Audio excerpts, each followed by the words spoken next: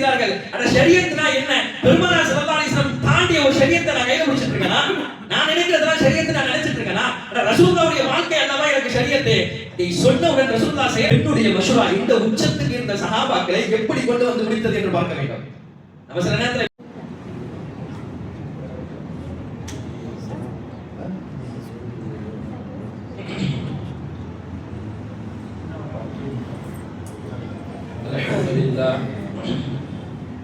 الحمد لله رب العالمين والصلاة والسلام على سيد المرسلين وعلى آله وأصحابه أجمعين أما بعد فقد قال الله تعالى في القرآن العظيم وفي الفرقان المجيد فأعوذ بالله من الشيطان الرجيم بسم الله الرحمن الرحيم والذين استجابوا لربهم وأقاموا الصلاة وأمرهم شورى بينهم ومما رزقناهم ينفقون صدق الله العظيم العظيم. கண்ணியமிக்க அல்லாஹ்வின் நல்லடியார்களே, இன்றைய தினம் ஓதிய தராசீனுடைய சூறாவில் ஒரு முக்கியமான சூறா மட்டுமல்ல, நம்முடைய உலக காரியங்களும் சரி மறுமை காரியங்களுக்கும் சரி அடிப்படையாக அஸ்திவாரம் எடுக்கக்கூடிய சூரா சூரத்துஷ் ஷூரா. இந்த சூறாவில் அல்லாஹ் தஆலா ஒரு அத்தியாயத்தில் வல்லதீன இஸ்தஜாபு லிரப்பிஹிம் வஅகாமுஸ் ஸலாத வஅம்ருஹும் ஷூரா பைனஹும், யார் அல்லாஹ்வுடைய அழைப்புக்கு இணங்குவார்களோ அவர்கள் தொழுகை நிறைவேற்றுவார்கள். வஅம்ருஹும் ஷூரா பைனஹும், அவர்களுக்கு மத்தியிலே உண்டான எந்த விஷயத்தையும் அவர்கள் ஆலோசித்து முடிவெடுப்பார்கள் என்று அல்லாஹ் சொல்லித் தருகிறார்.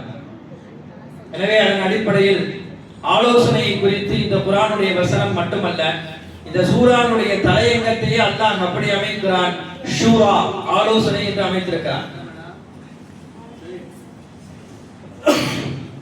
எனவே ஆலோசனையுடைய முக்கியத்துவத்தை பற்றி இஸ்லாம் என்ன சொல்லித் தருகிறது, ஆலோசனை எவ்வளவு வலியுறுத்துகிறது, அதனுடைய அவசியம் என்ன, யாரிடம் ஆலோசனை செய்ய வேண்டும், யாரிடம் ஆலோசனை செய்யக்கூடாது, எந்த விஷயத்தில் ஆலோசனை செய்ய வேண்டும், எந்த விஷயத்தில் ஆலோசனை செய்யக்கூடாது என்பதை பற்றி எல்லாம் பார்க்க இருக்கிறோம்.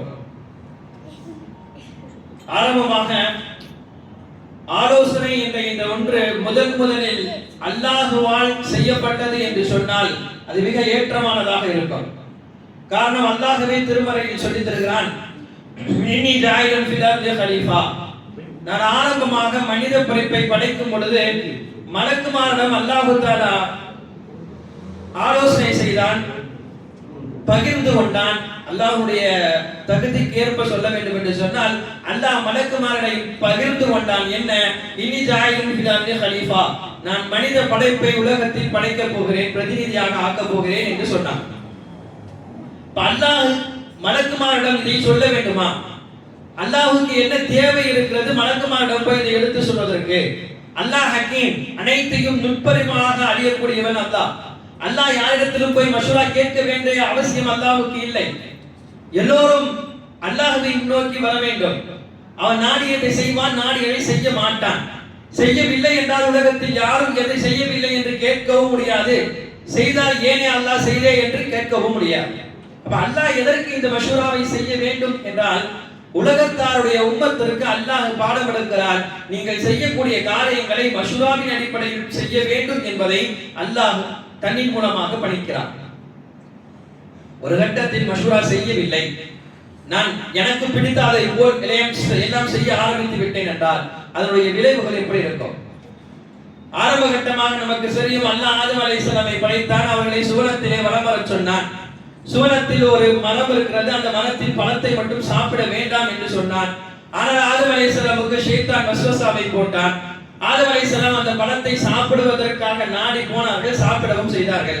இந்த இடத்தில் ஆதம் அலைஹிஸ்ஸலாம் சொல்கிறார்கள், நான் அப்போது மலக்குமாருடைய தொடர்பில் இருந்தேன், எனக்கு ஏராளமான மலக்குமார்கள் தொடர்பில் இருந்தார்கள். நான் நினைத்திருந்தால் அந்த நேரத்தில் கொஞ்சம் மலக்குமாருடன் ஆலோசித்திருந்தால் அந்த பழத்தை உண்ணக்கூடாது என்ற முடிவுக்கு வந்திருப்பேன். ஆனால் நான் எனக்கே உண்ண வேண்டும் என்று நினைத்து உண்ணதின் காரணமாக இன்று உலகத்தில் அனுப்பப்பட்டிருக்கிறேன் என்பார்கள் நம்முடைய தந்தை ஹஜ்ரத் ஆதம் அலைஹிஸ்ஸலாத்து வஸ்ஸலாம்.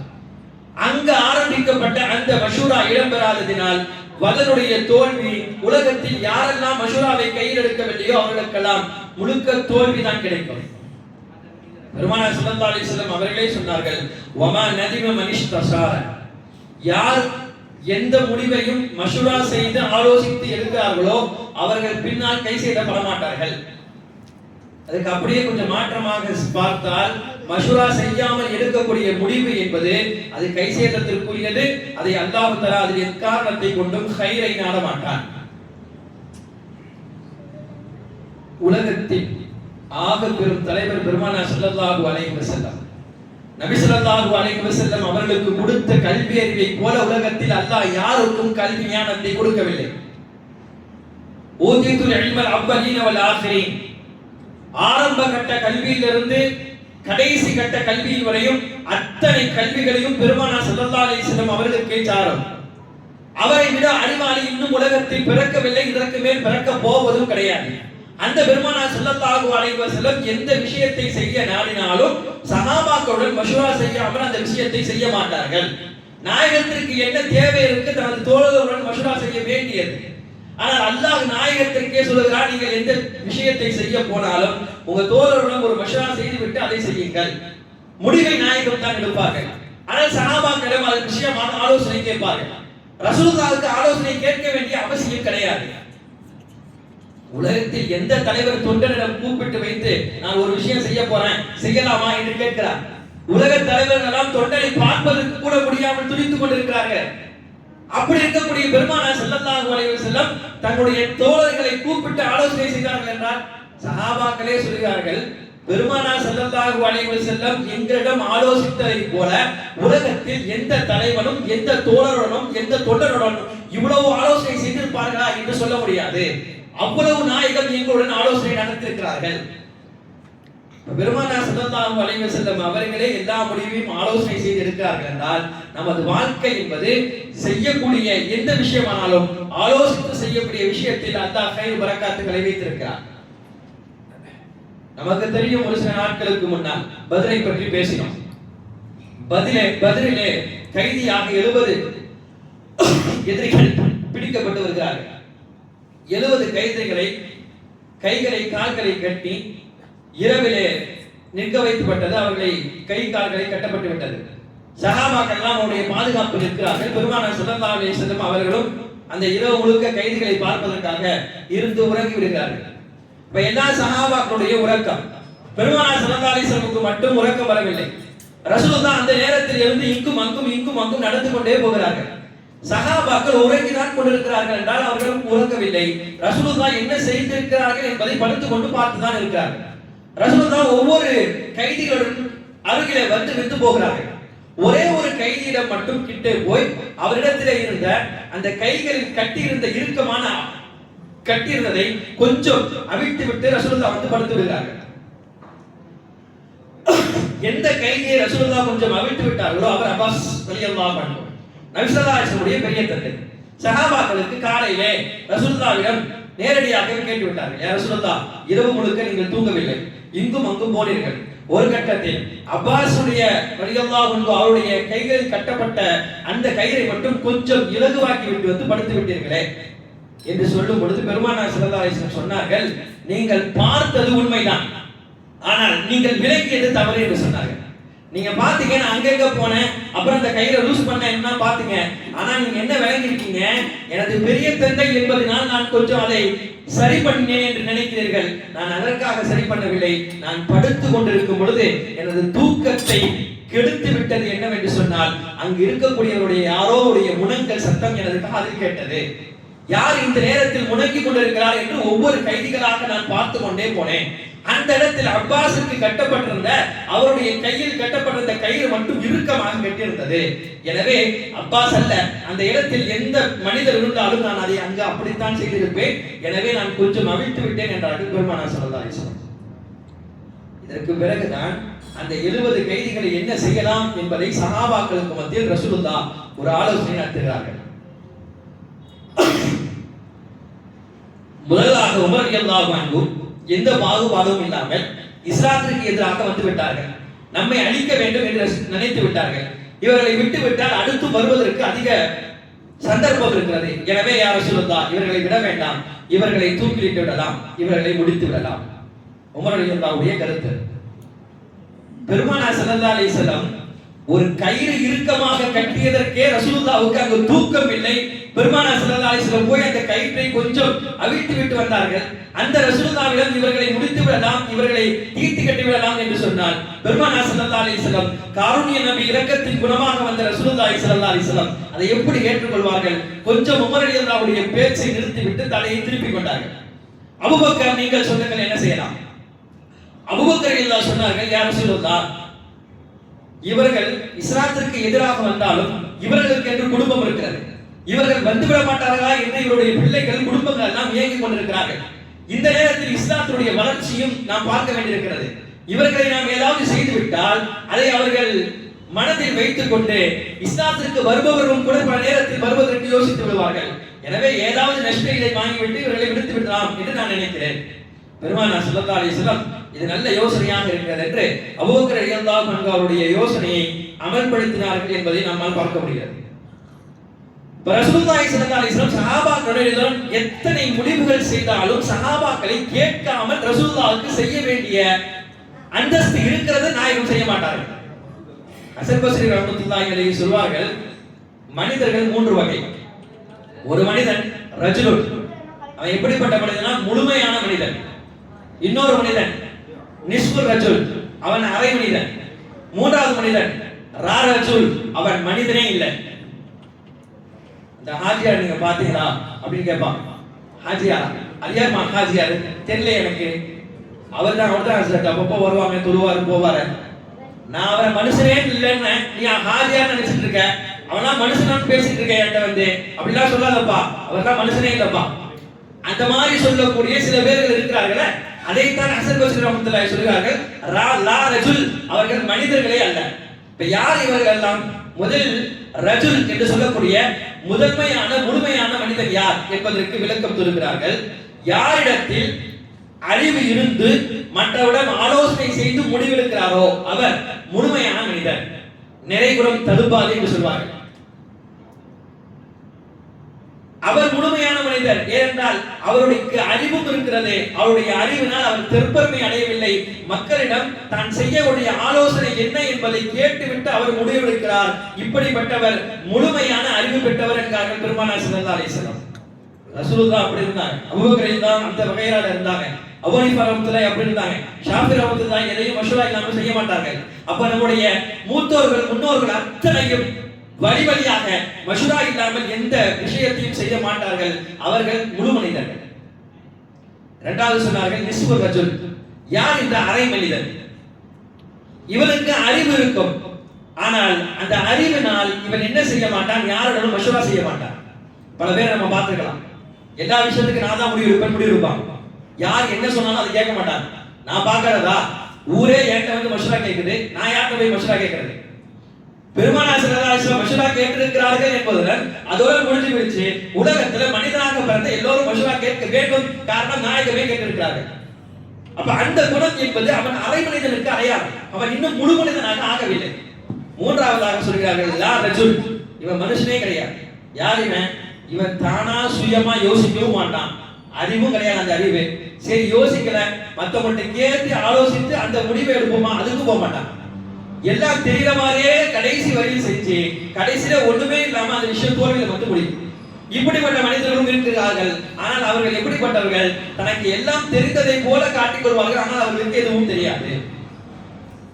எனவே இந்த மனிதர்கள் இல்லாமல் நம்மை அல்லாஹ் ரஜுல் என்று சொல்லக்கூடிய முழுமையான மனிதனாக அல்லாஹ் நம்மை ஆலோசிக்க செய்ய வேண்டும். சரி, இப்பொழுது ஆலோசனை செய்பவர்கள் எந்த விஷயத்துல ஆலோசனை செய்யணும்? ஆலோசனை செய்வதற்கு சில வரையறைகள் இருக்கிறது. சில விஷயங்கள் நமக்கு குடும்பத்திலே இருக்கும், தெளிவே வராது. அந்த மாதிரியான விஷயங்கள், வீட்டுடைய விஷயங்கள், வீட்டு சம்பந்தப்பட்டதுன்னா நம்முடைய மனைவிமார்ட்ட, பிள்ளைகள்கிட்ட எல்லாரும் மஷூரா செய்யலாம். வெளி சம்பந்தப்பட்ட விஷயம்னா நமக்கு நல்லா தெரிஞ்சவங்கள்ட்ட, அந்த விஷயத்துல அனுபவம் இருக்கவங்கள்ட்ட மஷூரா செய்யலாம். ஆனால் எந்த விஷயத்தை அல்லாஹ் குர்ஆனில் கடமை என்று சொல்கிறானோ, எதை ஹராம் செய்யக்கூடாது என்று சொல்கிறானோ, அந்த விஷயத்தெல்லாம் போய் யார்கிட்டயும் போய் மஷூரா செய்யக்கூடாது. உதாரணமா தொழுகிறது கட்டாய கடமை. இதை போய் யார்கிட்டயாச்சும் போய் நான் தொழுகிறான்னு இருக்கிறேன், தொழுகிறாமா வேணாமா சொல்லுங்க, இப்படி கேட்கவே கூடாது. அல்லாஹ் தொழுகையை கடமையாக்கி விட்டார். இந்த விஷயத்துல போய் மஷூரா என்பதற்கு இடமே கிடையாது. நான் மது குடிச்சிட்டு இருந்தேன், இப்ப மதுவை நிறுத்தலான்னு இருக்கிறேன், நீங்க என்ன சொல்றீங்க? நீங்க என்ன சொல்றீங்க? என்ன அல்லாஹ் சொல்லி விட்டார் மது ஹராம்னு. இப்ப இந்த விஷயத்துல தான் போய் மஷூராவை போய் கேட்க கூடாது. இப்ப எந்த விஷயத்தில் மஷூரா இருக்குமோ, எந்த விஷயத்தில் மஷூரா செய்ய வேண்டுமோ அந்த விஷயத்தில் தான் ஆலோசனை கேட்க வேண்டுமே தவிர எல்லா விஷயத்திலும் ஆலோசனை செய்வது என்பது கூடாது. யாரிடம் ஆலோசனை செய்ய வேண்டும்? ஆலோசனை செய்யுங்க அப்படின்னு சொன்னா என்ன பண்றோம்? யார்கிட்டயோ போய் கேட்கிறோம், எங்கெல்லாமோ தோணுதோ அதையெல்லாம் கேட்டுறோம். ஒரு இடத்துல எல்லாரும் சொல்றதெல்லாம் கேட்டுட்டு குழம்பி போய் என்ன செய்யறதுனே தெரியாம நிக்கிறது. இந்த மாதிரி ஆலோசனை செய்யக்கூடாது. யாரிடம் ஆலோசனை கேட்க வேண்டும்? முதல் விஷயமாக அந்த துறை சார்ந்த அனுபவம் இருக்கிறவர்களிடம் அந்த விஷயத்தை ஆலோசனையாக கேட்கணும். நம்ம என்ன செய்யறோம்? ஒரு வியாபாரம் செய்யறோம்னா அந்த வியாபாரத்துல யாரு முன்னிலையில இருக்காங்க அவங்கள்ட்ட அது சம்பந்தமாக ஆலோசனை கேட்கணும். நம்மை விட மூத்தவரிடம் ஆலோசனை கேட்டு பழகணும். குறிப்பாக நமக்கு யாரு நன்மையை நாடுவார்களோ அவர்களிடம் ஆலோசனை கேட்கணும். நம்ம உலகத்தில் முன்னேறி விடக்கூடாது என்று பல பேர் இருப்பாங்க. நம்மளாம் போய் சரி என்னதான் இருந்தாலும் அவரு மனிதர் தானே போய் அவர்கிட்ட போய் ஆலோசனை கேட்டோம்னா சில நேரங்கள் நாம் முன்னேறக்கூடாது என்று எதையாச்சும் சொல்லிடுவாங்க. அப்ப நம்முடைய மீது நம்பிக்கை இருப்பவரிடம் நாம் ஆலோசனை கேட்க வேண்டும். எந்தெந்த நேரத்துல ஆலோசனை கேட்க கூடாது? பசியா சில பேர் இருப்பாங்க, பசியா இருக்கும்போது அவர்கிட்ட போய் ஆலோசனை கேட்கக்கூடாது. பசி மனிதனுடைய கண்ணை மறைத்துவிடும். கோபமா இருக்கவங்கள்ட்ட போய் ஆலோசனை கேட்கக்கூடாது. எதையாச்சும் சொல்லிடுவாங்க, அதை கொடுத்து நம்ம செய்ய வேண்டியதாகும். அதுபோல எந்த நேரம் டென்ஷன்லேயே இருக்கக்கூடிய மனிதர்கிட்ட ஆலோசனை கேட்கக்கூடாது. அவர் டென்ஷனை நம்மள்ட்ட காட்டிடுவாரு. அதே போல ரொம்ப பிஸியா இருந்துட்டு இருப்பாங்க, எந்த நேரம் ஒரு 2 நிமிஷம் உட்கார மாட்டார். அடுத்து வேலை அவரை கூப்பிட்டு வச்சு உட்காந்து நீங்க சொல்லுங்கன்னா அவர் வேலையில தான் ஞாபகம் இருக்கும், நம்ம மேல அவருக்கு ஞாபகம் இருக்காது. அப்ப அவரை மாதிரி ஆள்கிட்டையும் ஆலோசனை செய்யக்கூடாது. அப்ப நடுநிலையான மனிதர்கள், அமைதியான மனிதர்கள் அவரிடம் கேட்டால் கண்டிப்பாக ஒரு சரியான விஷயத்தை தான் சொல்வார்கள் என்று இருக்கக்கூடிய மனிதர்கள் மட்டும்தான் ஆலோசனை கேட்க வேண்டும். பெருமானார் ஸல்லல்லாஹு அலைஹி வஸல்லம் பெரும்பாலான ஆலோசனையும் வீட்டுடைய விஷயமாக இருந்தால் தன்னுடைய மனைவிமாரிடம் ரசூலுல்லாஹ் ஆலோசனை செய்திருக்காங்க. பல பேருடைய நிலை இதுதான், என் மனைவிட்ட நான் என்ன கேட்கறது, அவர் சொல்றதெல்லாம் நான் செய்யணுமா? முடிவை நாம் எடுக்க வேண்டும். ஆனால் பல விஷயங்களுக்கு மனைவிமாரிடம் மஷ்வரா செய்து அந்த மஷ்வராவை எடுத்து நாம் செயல்படும் பொழுது அல்லாஹ் தஆலா சில நேரங்களில் அந்த கையை கொடுக்கிறார்.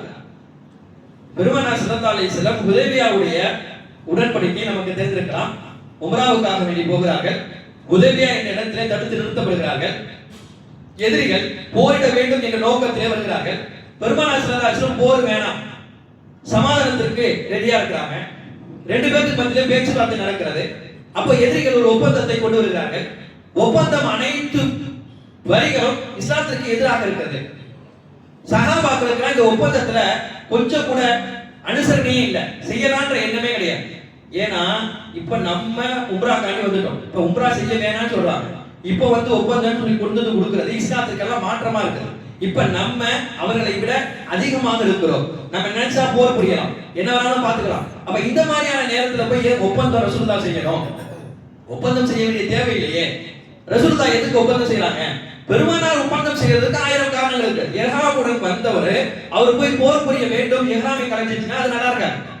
இஹ்ராம் என்ற ஒரு பெரிய அமலை கையில் எடுத்து வந்துவிட்டு அப்ப இஹ்ராமை கலைஞ்சிட்டு வாங்க போருக்கு போலாம் என்றால் அது ஷரியத்துடைய பார்வையில் சரி கிடையாது. பெருமானார் ஸல்லல்லாஹு அலைஹி வஸல்லம் எனவே எவ்வளவு விஷயத்தை சொன்னாலும் பரவாயில்ல, ஒப்பந்தத்துக்கு தயாராக இருந்து ரசூலுல்லாஹி ஸல்லல்லாஹு அலைஹி வஸல்லம் ஒப்பந்தத்தில் கையெழுத்திட்டார்கள்.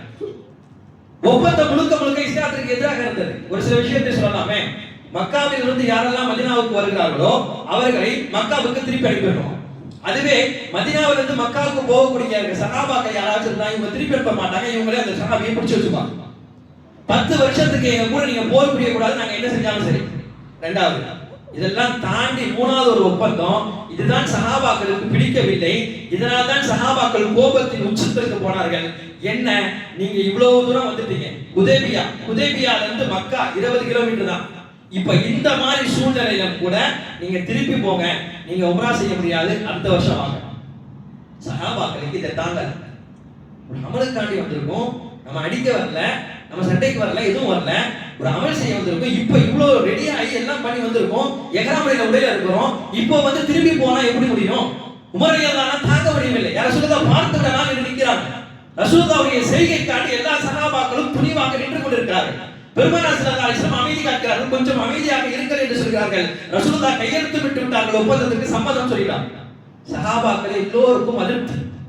ஏன் ரசூலுல்லாஹ் இப்படி செய்யணும், என்ன தேவை வந்துட்டு ரசூலுல்லாஹ்ட்ட என்று எல்லா சஹாபாக்களும் அதிருப்தியாக இருக்கிறார்கள். ஒரு கட்டத்தில் பெருமானார் கையெழுத்திட்டு அப்புறம் வந்து சொல்லவும் செஞ்சுட்டாங்க, நாம் உம்ரா செய்ய போகவில்லை, ஏன்னா உம்ராவை கலைஞ்சிருங்க, ஏறாமுடைய கிளையை கலைந்து விடுங்கள். ஏறாமுடைய கிளைனா உடனே ஒட்டடிச்சு ட்ரெஸ் கலைய முடியாது, அதுக்கு ஒரு முறை இருக்கு. ஒரு ஆட்டை பலியிடணும், ஒரு ஒட்டகத்தை அறுத்து கொடுக்கணும், ஒட்டகத்தை அறுத்த பிறகு முடியை எடுத்துட்டு எஹ்ராமுடைய உடையை கலக்கணும், இது முறை.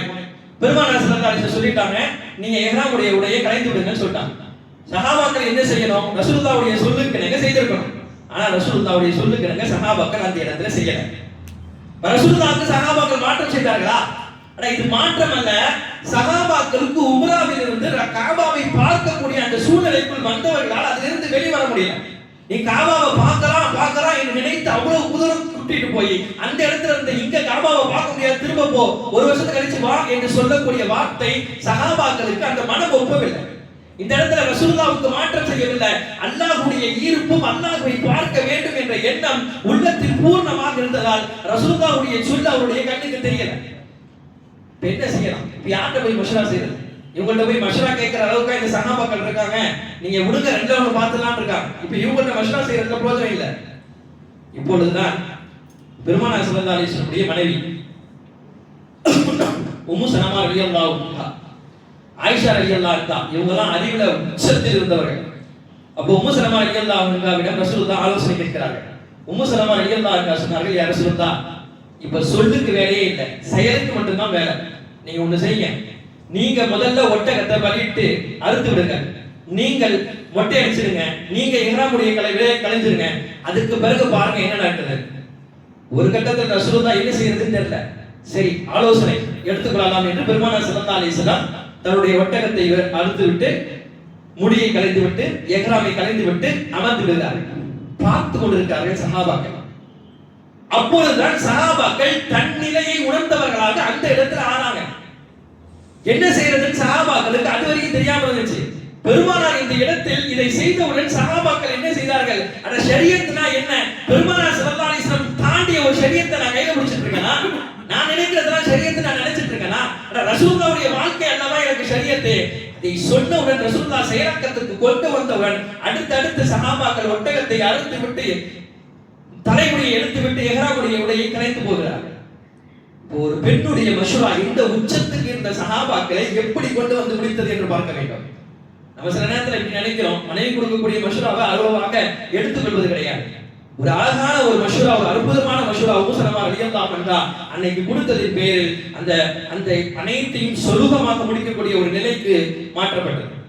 எனவே அல்லாஹ் மஷ்வரால மிகப்பெரிய கைரியாட்டை வைத்திருக்கிறார். நம்ம எந்த விஷயமானாலும் சரி, நம்முடைய பிள்ளைகளுடைய வருங்கால விஷயமாக இருந்தாலும் சரி, நம்முடைய வியாபார விஷயமாக இருந்தாலும் சரி, அனைத்திற்கும் நாம் மஷ்வராவை கையில் எடுத்தால் கண்டிப்பாக அல்லாஹ் அந்த விஷயத்தை தோல்வியில் விட மாட்டான். இப்னு அரபி அவர்கள் சொல்கிறார்கள், 3 விதமான வெகுமதிகளை அல்லாஹ் மஷ்வரா செய்யறவங்களுக்கு கொடுக்குறாங்க. நிதர்சனமான உண்மை, நம்ம நேரடியாக அதை பார்க்கிறோம். முதல் விஷயம், மஷ்வரா செய்வதும் நல்ல பெயர் அவருக்கு வருது. நம்மள்ட்ட நல்லா தெரிஞ்சவங்கள்ட்ட போய், பெரியவங்கள்ட்ட போய், வீட்டுல மூத்தவங்கள்ட்ட போய் நான் இப்படி செய்யறான்னு இருக்கேன், நீங்க என்ன சொல்றீங்க அப்படின்னு கேட்கும்போது அவங்க என்ன நினைக்கிறாங்க, நல்ல விஷயம் நம்மள்ட்ட வந்து கேட்கறான் பாரு அப்படின்னு அவங்க நினைக்கிறாங்க. அப்ப நல்ல பெயர் என்பது மஷ்வராவின் மூலமாக அவருக்கு காண கிடைக்கிறது. இரண்டாவது, மஷ்வரா செய்வதன் மூலமாக அறிவு வளர்கிறது. மஷ்வரா செய்திருந்தால் தெரியும், நம்ம ஒரு விஷயத்தை நினைச்சிருப்போம், இதுதான் சரி இதுதான் சரி இதுதான் சரி நினைச்சுட்டே இருப்போம். ஒரு 4 பேரை நமக்கு முக்கியஸ்தர்களை கூப்பிட்டு வச்சு கேட்போம், நான் இப்படி நினைச்சிருக்கேன், நீங்க என்ன நினைக்கிறீங்க. அப்ப அவர் ஒரு விஷயத்த சொல்லுவார், அது இதை விட நல்லா இருக்கும். நம்ம அப்ப நினைப்போம், இது நம்ம நினைச்சதை விட நல்லா இருக்குது, இதை செஞ்சா நல்லா இருக்குமே என்று அப்போது நமக்கு அந்த விஷயம் தோன்றும். அதுவரை நம்முடைய அறிவுக்கு அது வராது. அதைத்தான் அல்லாஹ் செய்ய சொல்கிறான். உங்கள் அறிவு சில நேரங்களில் வேறு மாதிரி யோசிக்கும், மற்றவருடைய அறிவு வேறு மாதிரி யோசிக்கும். அந்த அறிவை விட இந்த அறிவு நல்லா இருக்கும். அதுக்கு உங்களுக்கு மத்தியில் நீங்க கொஞ்சம் கடந்து பேசுங்க. ஒவ்வொருவரும் தனித்தனியாக நீங்கள் ஒரு விஷயத்தை செய்ய ஆரம்பித்து நீங்கள் செய்து முடித்தால் அந்த விஷயத்தில் அல்லாஹ் கையை வைக்க மாட்டார். அப்ப அந்த விஷயம் நமக்கு நல்லா இருக்கும், அதை எடுத்து நாம் செய்வோம், அதை அல்லாஹ் வெற்றிகரமாக கொடுத்துருவான். மூன்றாவது சொன்னார்கள், மஷ்வராவில் வரக்கூடிய முடிவை அல்லாஹ் வீணாக்க மாட்டான். ஒரு கட்டத்துல நம்ம சேர்க்கிறோம், அவரும் சொல்லிட்டாரு, அதை எடுத்து நம்மளும் செஞ்சிட்டோம் அப்படின்னு சொன்னா அது வீணடைஞ்சிருமானா காலம் முழுக்க கண்டிப்பாக அந்த விஷயத்தை அல்லாஹ் தஆலா வெற்றியிலே இல்லாமல் ஆக்க மாட்டான். ஒரு தடவை தோல்வி விட்டாலும் அடுத்து அதை ஏதாவது கைரியாத்தை அல்லாஹ் கண்டிப்பாக வைத்திருப்பான்.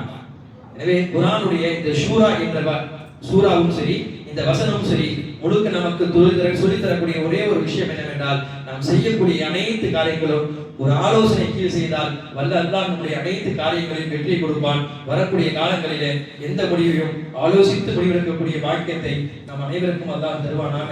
வாகர் தாவான அல்ஹம்துலில்லாஹி ரப்பில் ஆலமீன்.